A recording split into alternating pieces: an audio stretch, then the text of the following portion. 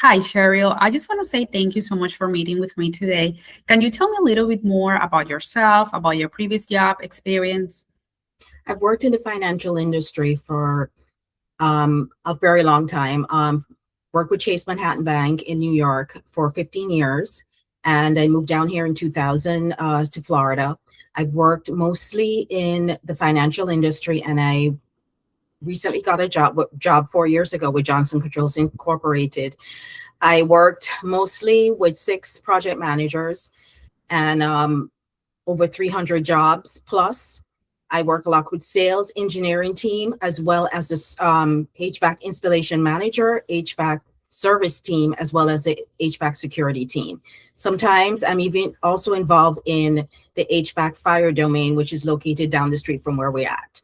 So my job starts when the booking begins with sales. They enter the information on the Salesforce and it automatically flows into a smart sheet and everything is attached. And then from there, we pick up on the job and we basically look over all the aspects of the job to see exactly what the contract is saying. And then we enter them in the system. If there's any disputes, I will go ahead and reach out to the sales team and, fix whatever needs to be fixed before it actually goes into our system live. Usually end of month, we get in approximately maybe 30, 40, 50 contracts at a time, or 60 contracts at a time. It all depends on how much is being sold that month. So from there, once the job is in, the project is assigned to a project manager, which I support, obviously, and we process all POs. I reach out to the subcontractor, reach out to the customer just to introduce myself and send an email just saying, basically, thank you for coming on board. This is your project manager and all the information that's needed for the customer so we can begin work. The project manager takes over from there. I do backlogs with the project manager, maybe the second to third week, so we can go through each job for billing.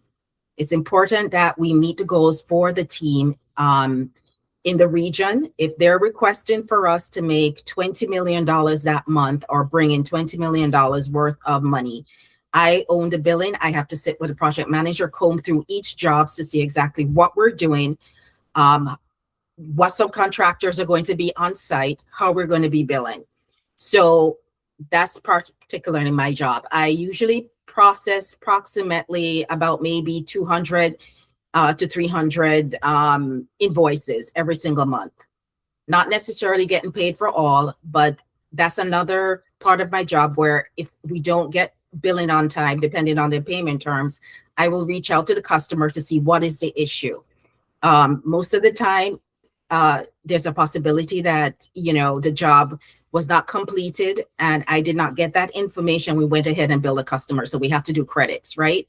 And fix that for the customer. There are times when I have to negotiate with the customer. If you accept this bill this month, next month, I won't bill for this portion of the job. So it's my job basically, has to do with supporting the project manager and what's needed for the actual customer and for our vendors. I am involved in setting up all subcontractors in our system.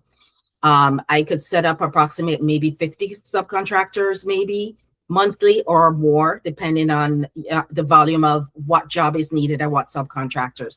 Some of our subcontractors are already loaded in our system, but we haven't worked with them in maybe 8 months to a year, so they have to be reactivated. So that's a part of my job as well. I work very closely with sales. They reach out to me if they're setting up a new customer in our system.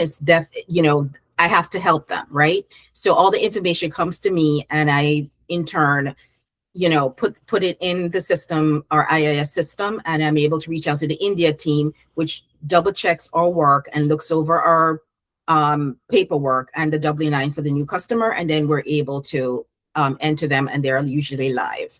So, yeah.